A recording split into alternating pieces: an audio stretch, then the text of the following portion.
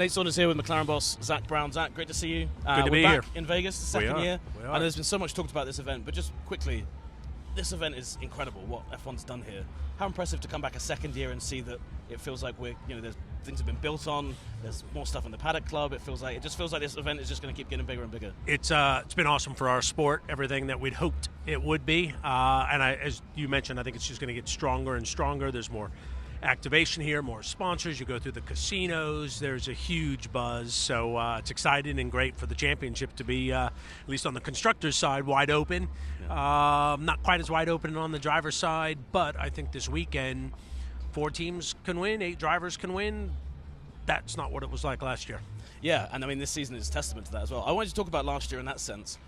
12 months ago, what would have seemed more unlikely to you? You being 36 points ahead in the constructors at this point again, or that you weren't ahead of Red Bull, you were ahead of Ferrari? Because both would have seemed unlikely, but it's a pretty wild situation. Would one of those two have seemed more unlikely, or did both seem pretty far-fetched? Yeah, I think. Well, even at the beginning of the season, I would have still said, when Red Bull came out and won whatever they won at the start of the year, it was 4 or 5 races in a row, it was like, well, this championship's over. And so forget about last year. At the start of this year, I wouldn't have thought the sport would be where it is, and here we are, 2 legendary, iconic teams battling it out. Red Bull not far behind, but I think Ferrari's the biggest threat for us. I think they'll be very strong here this weekend and every race, the balance of the year. I think Red Bull's found a little bit more pace. I hope I'm wrong, but I think I might be right. Mercedes is thereabouts. They do seem to kind of show some great speed on Friday and even Saturday, and then not quite get there in the race. But George was great in Brazil. So I think it's going to be an exciting weekend. I wouldn't have predicted the championship is where it is right now, but it's good. Maybe I should have put a bet down in Vegas last year because the odds would have been pretty good. I think the odds were pretty crazy, especially for Lando being close, for McLaren being close. But just in terms of that, and you're right, even going into Miami, obviously that's when everything kind of turned around.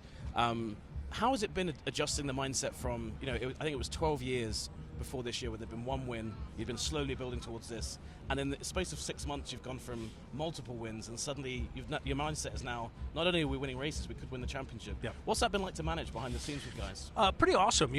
I'm one of the more less experienced McLaren team members, if you'd like, right? Out of all the great men and women that we have here, there's a lot of world championships, a lot of race wins, so probably feels a little bit more foreign to me than some of them. But we're head down. We've got great leadership from Andrea Stella.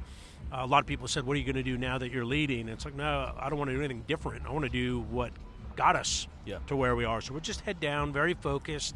We see how quickly the sport can change, right? Red Bull went from we're going to win every race to up until Brazil hadn't won in half a dozen races. Seems like forever in Red Bull terms. Aston started really strong last year, faded pretty quickly. So I think we're feet on the ground, head down, recognizing how competitive the sport is and how quickly things can change. It's a nervous excitement, at least for myself. But when you've got people like Andrea Stella, very calm, very focused, and a lot of experience in the team, I look to them to how should I react. And it's funny, I was just talking to Fred Vasseur about an hour ago. Ferrari, it's always framed, it's been X amount of years since they won the championship. I think, in a way, people have forgotten that's also the case with McLaren. It's been 1 year longer for McLaren as well. Is that sense of history? Can you feel that as well? That you guys are on the cusp of doing something really special for this team? I think it's really cool for the sport, to have McLaren versus Ferrari.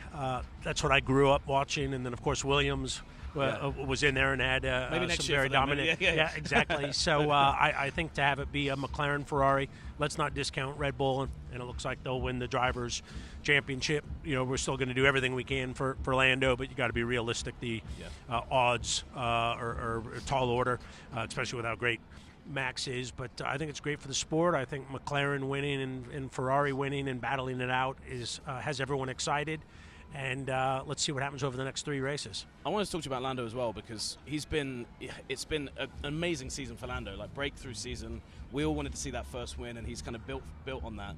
But there's kind of been this nagging thing underlying a lot of it where, has he got the best out of it, has he not? And I've actually been really impressed seeing the way he's dealt with that recently. I mean, he was very frank in the press conference yesterday. What's his growth been like from that first win in Miami to now? It feels like he's had to get his head around very quickly what it means to beat Max Verstappen, but also what it means to challenge for a championship, what the level you've got to be at. Yeah, and he's realized that he needs to maybe change a few things here and there to get there, but he's got all the tools to do that. Yeah, I think, you learn along the way, right? A Formula One team is about actually kind of constantly making little mistakes, and that's when you learn, right? It's a setup change, or you miss an apex, or you should have pitted a lap later, or use a different to whatever it is, and I think that makes you smarter for the next time around. So I think Lando's gone from never having winning a race to competing for the championship all in the same year, which is pretty rare. Hakkinen did it, won in 97 and then won the championship in 98. So I think he's had a lot to digest. I think, everything that we see is every session is getting better. Yeah. So I think, Max has the advantage of a handful of world championships and 50-plus wins or wherever he's at, and he's not done.